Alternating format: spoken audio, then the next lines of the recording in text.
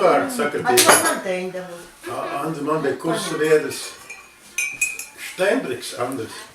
Ja tu atnestu šķīvīti, es arī karotītes ir, es tev vilku šķīpamies. Andri, Štendriks, Andris.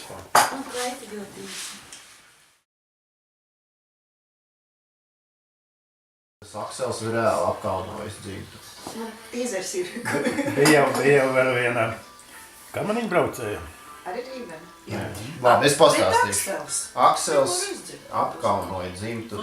Kādā veidā? Tad, kad Rīgā bija pasaules čempionāts hokejā, Aksels piezvanīja un pateica, ka arēna Rīga ir nomīnēta, vai tur bumba vai kaut kas tam līdzīgs. Tas bija Rībens? Jā. Un nav jau tas stāsts nebeidzās ar to, ka viņš piezvanīja. Viņš vienkārši bija tik debīls, ka viņš piezvanīja no sava mobilā.